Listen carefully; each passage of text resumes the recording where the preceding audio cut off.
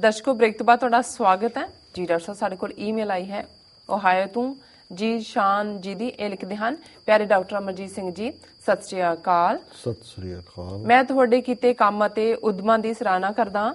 ਤੁਹਾਡੀ ਸੋਚ ਸਾਰੇ ਪੰਜਾਬੀਆਂ ਦੀ ਤਰਜਮਾਨੀ ਕਰਦੀ ਹੈ। ਤੁਸੀਂ ਇਕੱਲੇ ਸਿੱਖਾਂ ਦੇ ਲੀਡਰ ਹੀ ਨਹੀਂ ਸਗੋਂ ਸਾਡੇ ਵੀ ਬਜ਼ੁਰਗ ਹੋ। ਮੈਂ ਪਾਕਿਸਤਾਨ ਦੇ ਫੈਸਲਾਬਾਦ ਤੋਂ ਹਾਂ ਅਤੇ ਹੁਣ ਓਹਾਇਓ ਸਟੇਟ ਯੂਨੀਵਰਸਿਟੀ ਵਿੱਚ PhD ਦਾ ਵਿਦਿਆਰਥੀ ਹਾਂ। ਮੇਰਾ ਖਾਲਿਸਤਾਨ ਦੀਆਂ ਹੱਦਾਂ ਬਾਰੇ ਇੱਕ ਸਵਾਲ ਹੈ। ਪੰਜਾਬ ਦੇ ਵਿੱਚ ਹਿੰਦੂ ਆਬਾਦੀ ਨੂੰ ਦੇਖਦਿਆਂ ਤੁਸੀਂ ਪੰਜਾਬ ਦੀ ਹਿੰਦੂ ਆਬਾਦੀ ਨੂੰ ਕਿਵੇਂ ਖਾਲਿਸਤਾਨ ਲਈ ਕੰਮ ਕਰਨ ਲਈ ਪ੍ਰੇਰ ਸਕਦੇ ਹੋ? ਰੱਬ ਰਾਖਾ ਜੀ। ਰਾਜ ਸਾਹਿਬ ਜੀ ਸ਼ਾਨ ਜੀ ਦਾ ਬਹੁਤ ਬਹੁਤ ਸ਼ੁਕਰੀਆ। ਬੜੀ ਖੁਸ਼ੀ ਦੀ ਗੱਲ ਹੈ ਕਿ ਸਾਡੇ ਫੈਸਲਾਬਾਦ ਜਿਹਦਾ ਪੁਰਾਣਾ ਨਾਂ ਲਾਇਲਪੁਰ ਸੀ, ਉਸ ਨਾਲ ਇਹਨਾਂ ਦਾ ਸੰਬੰਧ ਹੈ। ਓਹਾਇਓ ਦੇ ਵਿੱਚ ਓਹਾਇਓ ਸਟੇਟ ਯੂਨੀਵਰਸਿਟੀ 'ਚ PhD ਕਰਦੇ ਨੇ ਜੀ। ਇਹਨਾਂ ਨੂੰ ਸਾਡੀਆਂ ਬੈਸਟ ਵਿਸ਼ੇਸ, ਸ਼ੁਭ ਕਾਮਨਾਵਾਂ ਜੀ ਜੀ। ਔਰ ਉਹਨਾਂ ਨੂੰ ਸਾਡਾ ਕੰਮ ਚੰਗਾ ਲੱਗਦਾ ਹੈ। ਉਹਨਾਂ ਨੇ ਸਾਨੂੰ ਆਪਣੇ ਵੀ ਬਜ਼ੁਰਗ ਮੰਨਿਆ। ਇਹ ਉਹਨਾਂ ਦੀ ਨਵਾਜ਼ਿਸ਼ ਹੈ। ਅਸੀਂ ਤਾਂ ਸੱਚ ਹੱਕ ਦੀ ਆਵਾਜ਼ ਅਸੀਂ ਸਮਝਦੇ ਹਾਂ ਵੀ ਸਾਡੇ ਖਿੱਤੇ 'ਚ ਸਾਡੀ ਹੋਣੀ, ਸਾਡਾ ਭਵਿੱਖ, ਮੁਸਤਕਬਲ ਜਿਸ ਨੂੰ ਸਾਡੇ ਵੀਰ ਕਹਿੰਦੇ ਨੇ ਪਾਕਿਸਤਾਨੀ, ਉਹ ਵੀ ਸਾਂਝਾ ਹੈ ਔਰ ਸਾਡਾ ਦੁਸ਼ਮਣ ਵੀ ਸਾਂਝਾ ਹੈ। ਔਰ ਉਹ ਦੁਸ਼ਮਣ ਜਿਸ ਨੇ ਉਸ ਖਿੱਤੇ ਦੇ ਵਿੱਚ ਬੁੱਧ ਦੇ ਥਾਟ ਵਰਗਾ ਜਿਹੜਾ ਬ੍ਰਾਈਟ ਫਿਲਸੋਫੀਕਲ ਥਾਟ ਸੀ, ਉਹਨੂੰ ਕਿਵੇਂ ਡਿਸਟਰੋਏ ਕੀਤਾ, ਲੱਖਾਂ ਬੋਧੀਆਂ ਨੂੰ ਕਿਵੇਂ ਜ਼ੁਲਮ ਦੇ ਨਾਲ, ਸ਼ਾਸਤਰ ਔਰ ਸ਼ਸਤਰ ਦੇ ਨਾਲ ਮਲੀਆਮੇਟ ਕਰਕੇ ਹਿੰਦੂਇਜ਼ਮ ਦੇ ਸਮੁੰਦਰ ਦੇ ਵਿੱਚ ਗਰਕ ਕੀਤਾ ਜੀ। ਔਰ ਅੱਜ ਹਿੰਦੂਤਵਾਦੀਆਂ ਇਹ ਤਾਕਤਾਂ ਕਿਵੇਂ ਜਿਹੜੀ 170 ਮਿਲੀਅਨ ਮੁਸਲਮਾਨ ਭਾਰਤ ਦੇ ਨਕਸ਼ੇ 'ਚ ਨੇ ਕੈਦ, 30 ਮਿਲੀਅਨ ਦੇ ਕਰੀਬ ਕ੍ਰਿਸਚਨ ਨੇ, 26 ਮਿਲੀਅਨ ਦੇ ਕਰੀਬ ਸਿੱਖ ਨੇ ਔਰ ਇਸੇ ਤਰ੍ਹਾਂ 200 ਮਿਲੀਅਨ ਦੇ ਕਰੀਬ ਦਲਿਤ ਔਰ ਦੂਸਰੇ ਆਦੀਵਾਸੀ, ਕੁੱਲ ਮਿਲਾ ਕੇ ਜੇ ਦੇਖਿਆ ਜਾਏ ਤਾਂ 12-13% ਜਿਹੜੇ ਇਹ ਹਾਈ ਕਾਸਟ ਆਪਣੇ ਆਪ ਨੂੰ ਕਹਾਉਣ ਵਾਲੇ ਬ੍ਰਾਹਮਣਵਾਦੀ ਨੇ, ਇਹਨਾਂ ਨੇ ਜਿਹਨੂੰ ਕਾਂਸ਼ੀਰਾਮ ਬਹੁਜਨ ਕਹਿੰਦਾ ਸੀ, ਉਹਨੂੰ ਕੰਟਰੋਲ ਕੀਤਾ ਹੋਇਆ ਜੀ ਜੀ।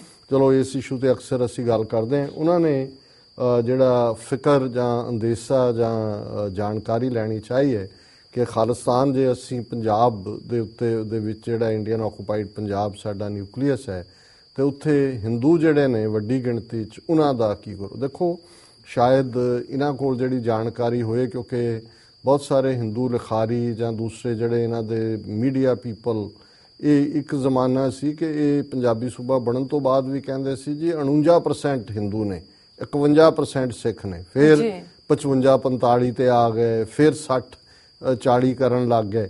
ਲੇਕਿਨ ਈਵਨ ਜਿਹੜੀ ਹੁਣ ਇਹਨਾਂ ਨੇ ਬ੍ਰੇਕਅਪ ਤਾਂ ਨਹੀਂ ਆਇਆ ਜਿਹੜਾ 2011 ਦੀ ਸੈਂਸਸ ਹੈ, ਲੇਕਿਨ 2001 ਦੀ ਸੈਂਸਸ ਦੇ ਮੁਤਾਬਕ ਜਿਹੜਾ ਆਲਮੋਸਟ 68% ਦੇ ਕਰੀਬ 68% ਸਿੱਖ ਨੇ। ਔਰ ਹੁਣ ਮੇਰੇ ਇੱਕ ਡਾਕਟਰ ਨੇ ਚੰਡੀਗੜ੍ਹ, ਉਹਨਾਂ ਨਾਲ ਗੱਲ ਹੋ ਰਹੀ ਸੀ, ਹਾਲਾਂਕਿ ਉੱਥੋਂ ਪੰਜਾਬ ਚੋਂ ਮਾਈਗ੍ਰੇਸ਼ਨ ਵੀ ਹੋ ਰਹੀ ਹੈ ਔਰ ਇਹ ਬੜੇ ਵਿਉਂਤਬੱਧ ਤਰੀਕੇ ਨਾਲ ਭਈਏ ਵੀ ਉੱਥੇ ਬਿਠਾ ਰਹੇ ਨੇ, ਪਰ ਉਹ ਮੈਨੂੰ ਕਹਿੰਦੇ ਸੀ ਵੀ ਈਵਨ ਜਿਹੜੀ 2011 ਦੀ ਸੈਂਸਸ ਹੈ ਉਹਦੇ ਥੱਲੇ ਵੀ 65% ਸਿੱਖ ਆਬਾਦੀ ਹੈ। ਹੁਣ ਜਿਹੜੇ 35% ਰਹਿ ਗਏ, 35% ਹਿੰਦੂ ਆਬਾਦੀ ਨਹੀਂ ਹੈ, ਉਹਨਾਂ ਦੇ ਵਿੱਚ ਵੀ ਜਿਹੜਾ ਦਲਿਤ ਭਾਈਚਾਰਾ ਹੈ, ਜਿਨ੍ਹਾਂ ਨੂੰ ਇਹ ਆਪਣੇ ਨਾਲ ਜਿਹੜਾ ਉਹ ਬਹੁਤ ਵਾਰੀ ਉਸ ਸ਼ਾਮਲ ਕਰਦੇ ਨੇ। ਹਿੰਦੂ ਪਾਪੂਲੇਸ਼ਨ ਪੰਜਾਬ ਦੇ ਵਿੱਚ ਕੁੱਲ ਮਿਲਾ ਕੇ 14-15% ਤੋਂ ਜ਼ਿਆਦਾ ਨਹੀਂ। ਔਰ ਜੇ ਅਸੀਂ 117 ਸੀਟਾਂ ਪੰਜਾਬ ਅਸੈਂਬਲੀ ਦੀਆਂ ਦੇਖੀਏ ਤਾਂ ਪੂਰਾ ਜ਼ੋਰ ਲਾ ਕੇ ਵੀ ਜਿਹੜੀਆਂ ਹਿੰਦੂ ਮੈਜੋਰਟੀ ਸੀਟਾਂ ਨੇ ਉਹ 18-19 ਸੀਟਾਂ ਹੀ ਬਣਦੀਆਂ ਨੇ ਔਰ ਉਹੀ ਉਨੀਆਂ ਕਿ BJP ਨੂੰ ਮਿਲਦੀਆਂ ਜਾਂ ਕਈ ਵਾਰੀ ਪੰਜਾਬੀ ਹਿੰਦੂ ਕਾਂਗਰਸ ਨੂੰ ਵੋਟ ਪਾ ਦਿੰਦੇ। ਸੋ ਕੁੱਲ ਮਿਲਾ ਕੇ 15-16% ਤੱਕ ਵੀ ਜੇ ਤੁਸੀਂ ਇਹਨਾਂ ਨੂੰ ਗਿਣ ਲੈਂਦੇ ਹੋ ਤੇ ਇੱਥੇ ਤਾਂ ਉਹ ਸਟੇਟਾਂ ਵੀ ਬਾਲਟਿਕ ਦੀਆਂ ਬਣੀਆਂ, ਲਿਥੁਆਨੀਆ, ਲਾਤਵੀਆ, ਐਸਟੋਨੀਆ, ਜਿਹਦੇ 'ਚ ਉਹਨਾਂ ਨੇ ਲਿਆ ਕੇ ਰਸ਼ੀਅਨ ਉੱਥੇ ਬਿਠਾ ਕੇ ਉਹਨਾਂ ਦੀ ਪਾਪੂਲੇਸ਼ਨ ਜਿਹੜੀ ਆ ਘਟਾ ਦਿੱਤੀ ਸੀ। ਸੋ ਕੁੱਲ ਮਿਲਾ ਕੇ ਅਸੀਂ ਸਮਝਦੇ ਹਾਂ ਵੀ ਕੋਈ ਸਾਡਾ ਇਹ ਇਰਾਦਾ ਨਹੀਂ ਹੈ ਕਿ ਪੰਜਾਬ ਨੇ ਜਦੋਂ ਖਾਲਿਸਤਾਨ ਦਾ ਨਿਊਕਲੀਅਸ ਬਣਨਾ ਕਿ ਉੱਥੋਂ ਹਿੰਦੂ ਨਿਕਲ ਜਾਣ ਜਾਂ ਦੂਸਰੇ ਹੋਣ। ਔਰ ਮੈਂ ਸਮਝਦਾ ਹਾਂ ਵੀ ਹਿੰਦੂ ਹੁਣ ਅੱਗੇ ਨਾਲੋਂ ਸ਼ਾਇਦ ਸਿਆਣੇ ਵੀ ਹੋਣਗੇ, ਖਾਲਿਸਤਾਨ ਦੇ ਸ਼ਹਿਰੀ ਬਣਨ ਲਈ ਵੀ ਤਿਆਰ ਹੋਣਗੇ। ਇੱਕ ਜ਼ਮਾਨਾ ਸੀ ਕਿ 1951 ਦੇ ਵਿੱਚ ਜਦੋਂ ਪਹਿਲੀ ਮਰਦਮਸ਼ੁਮਾਰੀ ਪੰਜਾਬ ਦੇ ਵਿੱਚ ਹੋਈ, ਪੰਜਾਬ ਦੇ ਹਿੰਦੂਆਂ ਨੇ ਆਪਣੀ ਮਦਰ ਟੰਗ, ਮਾਂ ਬੋਲੀ ਜਾਂ ਮਾਦਰੀ ਜ਼ੁਬਾਨ ਜਿਹਨੂੰ ਸਾਡੇ ਵੀਰ ਕਹਿੰਦੇ ਨੇ, ਉਹ ਹਿੰਦੀ ਲਿਖਾਈ ਸੀ। 1961 ਦੇ ਵਿੱਚ ਵੀ ਉਹੀ ਰਿਹਾ, 1971 ਦੇ ਵਿੱਚ ਵੀ ਹਿੰਦੀ ਰਹੀ। ਤੇ ਉਦੋਂ ਇਵੇਂ ਲੱਗਦਾ ਸੀ ਕਿ ਪੰਜਾਬ 'ਚ ਲਗਭਗ ਜਿਹੜੇ ਨੇ, ਕਿਉਂਕਿ ਉਹਨਾਂ ਨੂੰ ਦੂਜਿਆਂ ਨੂੰ ਵੀ ਨਾਲ ਲਾ ਲੈਂਦੇ ਸੀ ਕਿ ਜੀ ਪੰਜਾਬੀ ਸਪੀਕਿੰਗ ਜਿਹੜੇ ਨੇ ਉਹ ਬਹੁਤ ਥੋੜ੍ਹਾ ਫਰਕ ਹੈ। ਹੁਣ ਜਿਹੜੀਆਂ ਲੇਟੈਸਟ ਸੈਂਸਸਿਸ ਨੇ, ਹੁਣ ਪੰਜਾਬ ਦਾ ਹਿੰਦੂ ਹਿੰਦੀ ਨਹੀਂ ਲਿਖਾਉਂਦਾ ਆਪਣੀ ਮਦਰ ਟੰਗ, ਹੁਣ ਪੰਜਾਬ ਦੇ ਵਿੱਚ ਹਿੰਦੀ ਸਪੀਕਿੰਗ ਜਿਹੜੇ ਨੇ ਸਾਰੇ ਉਹ 10-12% ਨੇ, ਜਿਹੜੇ ਕੁਝ ਥੋੜੇ ਉਹਨਾਂ ਚੋਂ ਨੇ, ਕੁਝ ਜਿਹੜੇ ਹੋਰ ਬਈਏ ਜਾਂ ਦੂਜੇ ਆ ਗਏ। ਸੋ ਆਲਮੋਸਟ 90% ਦੇ ਕਰੀਬ ਜਿਹੜੇ ਨੇ, ਜਦੋਂ ਲੇਟੈਸਟ ਫਿਗਰਸ ਆਈ ਮੈਂ ਦੱਸ ਵੀ ਦਿਆਂਗਾ। ਸੋ ਪੰਜਾਬ ਦੇ ਹਿੰਦੂਆਂ ਨੂੰ ਵੀ 40 ਸਾਲ ਝੂਠ ਬੋਲਣ ਤੋਂ ਬਾਅਦ ਇਹ ਸਮਝ ਆ ਗਈ ਕਿ ਪੰਜਾਬੀ ਸੂਬਾ ਬਣ ਵੀ ਗਿਆ, ਰਹਿਣਾ ਵੀ ਸਾਨੂੰ ਸਿੱਖਾਂ ਨਾਲ ਪੈਣਾ ਹੈ, ਅਲਟੀਮੇਟਲੀ ਸਾਡੀ ਡੈਸਟੀਨੀ ਇੱਥੇ ਹੈ, ਤੇ ਉਹ ਝੂਠ ਹੁਣ ਛੱਡ ਦਿੱਤਾ ਇਹਨਾਂ ਨੇ, ਹੁਣ ਪੰਜਾਬੀ ਲਿਖਾਉਣ ਲੱਗ ਗਏ। ਸੋ ਅਸੀਂ ਸਮਝਦੇ ਹਾਂ ਵੀ ਅਲਟੀਮੇਟਲੀ ਖਾਲਿਸਤਾਨ ਦੀ ਕਾਇਮੀ ਇਹ ਸਿਰਫ ਸਿੱਖਾਂ ਦੇ ਲਈ ਕੋਈ ਥਿਓਲੋਜੀਕਲ ਸਟੇਟ ਨਹੀਂ ਹੋਏਗੀ। ਇਸ ਦੇ ਵਿੱਚ ਪੰਜਾਬ ਦੇ ਵਿੱਚ ਹਿੰਦੂ, ਮੁਸਲਮਾਨ, ਈਸਾਈ ਜਾਂ ਨਾਨ ਬਿਲੀਵਰ ਸਾਰੇ ਹੀ ਪ੍ਰੋਸਪਰ ਹੋਣਗੇ।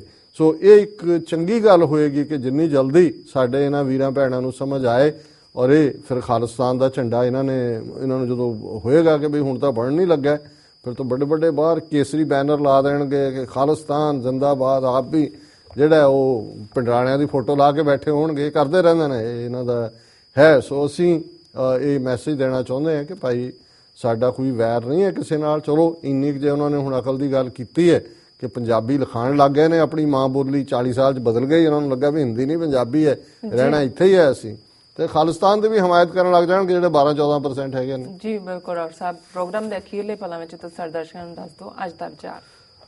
ਅੱਜ ਦੇ ਵਿਚਾਰ ਲਈ ਅਸੀਂ ਚੌਥੇ ਪਾਤਸ਼ਾਹ ਦਾ ਸ਼ਬਦ ਰਾਗ ਦੇਵ ਗੰਧਾਰੀ 'ਚ ਜਿਹੜਾ ਦਰਜ ਹੈ ਉਸ ਨੂੰ ਚੁਣਿਆ। ਹਰ ਗੁਣ ਗਾਵੇ ਹੋਂ ਤਿਸ ਬਲਿਹਾਰੀ, ਦੇਖ ਦੇਖ ਜੀਵਾਂ ਸਾਧ ਗੁਰਦਰਸ਼ਨ, ਜਿਸ ਹਿਰਦੈ ਨਾਮ ਮੁਰਾਰੀ ਰਹਾਓ। ਤੁਮ ਪਵਿੱਤਰ ਪਾਵਨ ਪੁਰਖ ਪ੍ਰਭ ਸੁਆਮੀ, ਹਮ ਕਿਉਂ ਕਰ ਮਿਲੋ ਜੂਠਾਰੀ। हमरे जी होर मुख होर होत है, हम कर्महीन कूड़ियारी। हमरी मुद नाम हर स्वामी, रिद अंतर दुष्ट दुष्टारी। ज्यों पावै त्यों राखो स्वामी, जन नानक शरण तुमारी। ਹੁਣ ਇਸ ਸ਼ਬਦ ਦੇ ਵਿੱਚ ਚੌਥੇ ਪਾਤਸ਼ਾਹ ਬੜੇ ਹੰਬਲ ਹੋ ਕੇ, ਬੜੇ ਆਪਣੇ ਆਪ ਨੂੰ ਉਸ ਥਾਂ ਤੇ ਜਿਹੜਾ ਸਾਡੇ ਲਈ ਹੈ, ਅਸੀਂ ਜਿਹੜੇ ਦੁਨਿਆਵੀ ਲੋਕ, ਮਨ ਹੋਰ ਮੁੱਖ ਹੋਰ ਹੈ, ਬਾਹਰੋਂ ਅਸੀਂ ਭਗਤ ਸੰਤ ਬ੍ਰਹਮ ਗਿਆਨੀ ਬੜੇ ਗੁਣੀ ਗਿਆਨੀ ਬਣੇ ਹੁੰਦੇ, ਅੰਦਰ ਸਾਡੇ ਜਿਹੜਾ ਹੈ ਉਹੀ ਵਿਕਾਰਾਂ ਦੀ ਅੱਗ, ਈਰਖਾ, ਨਫ਼ਰਤ, ਚੋਰੀ, ਚਕਾਰੀ, ਇਸ ਕਿਸਮ ਦੇ ਸਾਰੇ ਔਗਣ ਹੁੰਦੇ ਨੇ। ਸੋ ਸਤਿਗੁਰੂ ਫਰਮਾਉਂਦੇ ਨੇ, ਹਰ ਗੁਣ ਗਾਵੈ ਹੋਂ ਤਿਸ ਬਲਿਹਾਰੀ, ਦੇਖ ਦੇਖ ਜੀਵਾਂ ਸਾਧ ਗੁਰ ਦਰਸ਼ਨ, ਜਿਸ ਹਿਰਦੈ ਨਾਮ ਮੁਰਾਰੀ। ਕਿ ਭਾਈ ਜਿਹੜੇ ਰੱਬ ਦੇ ਗੁਣ ਗਾਉਂਦੇ ਨੇ, ਰੱਬ ਦੀ ਯਾਦ ਵਿੱਚ ਜੁੜੇ ਹੋਏ ਨੇ, ਰੱਬ ਦੀ ਇਬਾਦਤ ਕਰਦੇ ਨੇ, ਉਹਨਾਂ ਤੋਂ ਮੈਂ ਬਲਿਹਾਰ ਜਾਂਦਾ, ਉਹਨਾਂ ਤੋਂ ਮੈਂ ਕੁਰਬਾਨ ਜਾਂਦਾ। ਮੈਂ ਉਸ ਅਕਾਲ ਪੁਰਖ ਦੇ ਉਹਨਾਂ ਪਿਆਰਿਆਂ ਦੀ ਜਿਹੜਾ ਦਰਸ਼ਨ ਕਰਕੇ, ਉਹਨਾਂ ਦੇ ਦੀਦਾਰ ਕਰਕੇ ਜਿਉਂਦਾ, ਜਿਸ ਹਿਰਦੈ ਨਾਮ ਮੁਰਾਰੀ, ਜਿਨ੍ਹਾਂ ਦੇ ਦਿਲਾਂ ਦੇ ਅੰਦਰ ਉਸ ਰੱਬ ਦਾ ਪਿਆਰ ਵਸਦਾ, ਰੱਬ ਦਾ ਨਾਮ ਵਸਦਾ। ਤੁਮ ਪਵਿੱਤਰ ਪਾਵਨ ਪੁਰਖ ਪ੍ਰਭ ਸੁਆਮੀ, ਇਹ ਅਕਾਲ ਪੁਰਖ ਤੁਸੀਂ ਪਵਿੱਤਰ ਹੋ, ਪਾਵਨ ਹੋ, ਅਤ ਪਵਿੱਤਰ ਹੋ। ਹਮ ਕਿਉਂ ਕਰ ਮਿਲੋ ਜੁਠਾਰੀ, ਕਿ ਅਸੀਂ ਝੂਠੇ ਮਨਾਂ ਵਾਲੇ, ਮਲੀਨ ਮਨਾਂ ਵਾਲੇ ਤੁਹਾਨੂੰ ਕਿਵੇਂ ਮਿਲ ਸਕਦੇ ਹਾਂ, ਕਿਉਂਕਿ ਅਸੀਂ ਗੰਦਗੀ ਦੇ ਭਰੇ ਹੋਏ ਹਾਂ, ਅਸੀਂ ਝੂਠ ਦੇ ਭਰੇ ਹੋਏ ਹਾਂ, ਅਸੀਂ ਮਲ ਦੇ ਭਰੇ ਹੋਏ ਹਾਂ। ਹਮਰੇ ਜੀ ਹੋਰ ਮੁਖ ਹੋਰ ਹੋਤ ਹੈ, ਸਾਡੇ ਅੰਦਰ ਕੁਝ ਹੋਰ ਹੈ, ਮੂੰਹ ਚੋਂ ਕੁਝ ਹੋਰ ਹੈ। ਹਮ ਕਰਮਹੀਨ ਕੂੜਿਆਰੀ, ਅਸੀਂ ਚੰਗੇ ਕੰਮਾਂ ਤੋਂ ਭੱਜਣ ਵਾਲੇ, ਕਰਮਹੀਨ ਕੂੜਿਆਰੀ, ਝੂਠ ਦੇ ਵਣਜਾਰੇ। ਕਿ ਹੇ ਵਾਹਿਗੁਰੂ, ਅਸੀਂ ਝੂਠ ਦੇ ਵਣਜਾਰੇ ਹਾਂ, ਅਸੀਂ ਕਰਮਹੀਨ ਹੈ, ਸਾਡੇ ਮਨ 'ਚ ਹੋਰ ਹੈ, ਮੂੰਹ ਤੇ ਹੋਰ ਹੈ। ਹਮਰੀ ਮੁੱਦ ਨਾਮ ਹਰ ਸੁਆਮੀ, ਮੁੱਦ ਹੁੰਦਾ ਮੋਹਰ, ਕਿ ਅਸੀਂ ਬਾਹਰੋਂ ਤਾਂ ਆਪਣੇ ਆਪ ਨੂੰ ਬੜੇ ਰੱਬ ਦੇ ਬੰਦਿਆਂ ਵਾਲੀ ਆਪਣੀ ਸ਼ਕਲ ਬਣਾਈ ਹੋਈ ਹੈ, ਸਾਡੀ ਮੋਹਰ ਇਹ ਲੱਗੀ ਹੋਈ ਹੈ ਜਿਵੇਂ ਅਸੀਂ ਤੇਰੇ, ਪਰ ਰਿਦ ਅੰਤਰ ਦੁਸ਼ਟ ਦੁਸ਼ਟਾਰੀ, ਪਰ ਸਾਡੇ ਹਿਰਦੇ ਦੇ ਅੰਦਰ ਦੁਸ਼ਟ ਬੈਠਾ ਹੈ, ਵਿਕਾਰਾਂ ਦਾ, ਨੈਗੇਟਿਵ ਥਾਟਸ ਦਾ, ਜ਼ੁਲਮ ਕਰਨ ਦਾ, ਦੂਸਰਿਆਂ ਦਾ ਹੱਕ ਖੋਣ ਦਾ, ਲਾਲਚ ਦਾ, ਲਸਟ ਦਾ। ਮੂੰਹ ਅਸੀਂ ਜਿਹੜਾ ਉਹ ਤੇਰੇ ਵਰਗਾ ਬਣਾਇਆ ਹੋਇਆ ਕਿ ਜਿਵੇਂ ਤੇਰੇ ਭਗਤ ਦਾ। ਰਿਦ ਅੰਤਰ ਦੁਸ਼ਟ ਦੁਸ਼ਟਾਰੀ, ਜਿਉਂ ਭਾਵੈ ਤਿਉਂ ਰਾਖੋ ਸੁਆਮੀ, ਜਨ ਨਾਨਕ ਸ਼ਰਨ ਤੁਮਾਰੀ। ਫਿਰ ਵਿਦ ਆਲ ਦਾ ਹਿਊਮਿਲਿਟੀ ਚੌਥੇ ਪਾਤਸ਼ਾਹ ਆਪਣੇ ਆਪ ਨੂੰ ਅਕਾਲ ਪੁਰਖ ਦੇ ਅੱਗੇ ਸਮਰਪਣ ਭਾਵਨਾ ਦੇ ਨਾਲ ਕਹਿੰਦੇ ਨੇ ਕਿ ਭਾਈ ਅਸੀਂ ਤਾਂ ਇਹੋ ਜਿਹੇ ਹਾਂ, ਪਰ ਇਹ ਤੇਰਾ ਬਿਰਧ ਹੈ, ਤੂੰ ਗੁਨਾਹਗਾਰਾਂ ਨੂੰ ਬਖਸ਼ਣ ਵਾਲਾ ਹੈ, ਕਿ ਅਸੀਂ ਤੇਰੀ ਸ਼ਰਨ 'ਚ ਹੈ, ਤੇਰੀ ਰੈਫਿਊਜ 'ਚ ਆ ਗਏ, ਜਿਉਂ ਭਾਵੈ ਤਿਉਂ ਰਾਖੋ ਸੁਆਮੀ। ਜਿਵੇਂ ਵੀ ਤੈਨੂੰ ਚੰਗਾ ਲੱਗਦਾ ਸਾਨੂੰ ਬਚਾ ਲੈ। ਕਿ ਅਲਟੀਮੇਟਲੀ ਜਦੋਂ ਗੁਰੂ ਅਮਰਦਾਸ ਜੀ ਕਹਿੰਦੇ ਨੇ ਕਿ ਭਾਈ ਜਗਤ ਜਲੰਦਾ ਰੱਖ ਲੈ ਆਪਣੀ ਕਿਰਪਾ ਧਾਰ, ਜਿਤ ਦੁਆਰੈ ਉਭਰੈ ਤਿੱਤੈ ਲਿਓ ਵਾਰ। ਕਿ ਅਸੀਂ ਸੜ ਰਹੇ ਵਕਾਰਾਂ ਦੀ ਅੱਗ ਦੇ ਵਿੱਚ, ਕਾਮ ਕ੍ਰੋਧ ਲੋਭ ਮੋਹ ਹੰਕਾਰ ਦੇ ਵਿੱਚ, ਤੂੰ ਜਿਵੇਂ ਚਾਹੇ ਸਾਨੂੰ ਬਚਾ ਲੈ, ਜਿਵੇਂ ਵੀ ਤੇਰਾ ਬਿਰਧ ਹੈ ਤੂੰ ਸਾਨੂੰ ਬਚਾ ਸਕਦਾ ਹੈ। ਜਿਉਂ ਭਾਵੈ ਤਿਉਂ ਰਾਖੋ ਸੁਆਮੀ, ਜਿਵੇਂ ਤੈਨੂੰ ਚੰਗਾ ਲੱਗਦਾ ਉਵੇਂ ਸਾਨੂੰ ਤੂੰ ਬਚਾ ਲੈ, ਰੱਖ ਲੈ। ਜਨ ਨਾਨਕ ਸ਼ਰਨ ਤੁਮਾਰੀ। ਚੌਥੇ ਪਾਤਸ਼ਾਹ ਕਹਿੰਦੇ ਨੇ ਕਿ ਭਾਈ ਮੈਂ ਜਨ ਤੇਰੀ ਸ਼ਰਨ 'ਚ ਆ ਗਿਆ, ਔਰ ਤੂੰ ਹੀ ਜਿਹੜਾ ਬਖਸ਼ਣਹਾਰ ਹੈ, ਔਰ ਤੂੰ ਜਿਹੜਾ ਸਾਨੂੰ ਬਖਸ਼ ਲੈ, ਆਪਣਾ ਬਣਾ ਲੈ। ਜੀ ਡਾਕਟਰ ਸਾਹਿਬ, ਬਿਲਕੁਲ ਤੁਹਾਡਾ ਬਹੁਤ ਬਹੁਤ ਸ਼ੁਕਰੀਆ। ਤੁਸੀਂ ਅੱਜ ਦਾ ਵਿਚਾਰ ਸਾਡੇ ਦਰਸ਼ਕਾਂ ਨਾਲ ਸਾਂਝਾ ਕੀਤਾ। ਇਸ ਨਾਲ ਆਪਣੇ ਵਿਊਅਰਸ ਕਰਨ ਇਜਾਜ਼ਤ। ਵਿਊਅਰਸ, ਸਾਡੇ ਪ੍ਰੋਗਰਾਮ ਦਾ ਸਮਾਂ ਇੱਥੇ ਸਮਾਪਤ ਹੁੰਦਾ। ਤੁਸੀਂ ਆਪਣੀ ਰਾਏ ਤੇ ਸੁਝਾਅ ਸਾਨੂੰ ਭੇਜਣਾ ਭੁੱਲਣਾ ਸਾਡੇ ਇਸ ਪਤੇ ਤੇ SOS@tvg4.tv ਤੇ। ਅਸੀਂ ਆਪਣਾ ਪ੍ਰੋਗਰਾਮ ਲੈ ਕੇ ਫਿਰ ਦੁਬਾਰਾ ਹਾਜ਼ਰ ਹੋਵਾਂਗੇ। ਤਦ ਤੱਕ ਲਈ ਮੈਨੂੰ ਤੇ ਆਪਣਾ ਸੁਣਾ ਗਿਆ ਦਿਓ। ਦੇਖਦੇ ਰਹੋ TV ਰਿਫੋ। ਬੁਲਾ ਦਿਓ ਫਤਿਹ। ਵਾਹਿਗੁਰੂ ਜੀ ਕਾ ਖਾਲਸਾ, ਵਾਹਿਗੁਰੂ ਜੀ ਕੀ ਫਤਿਹ।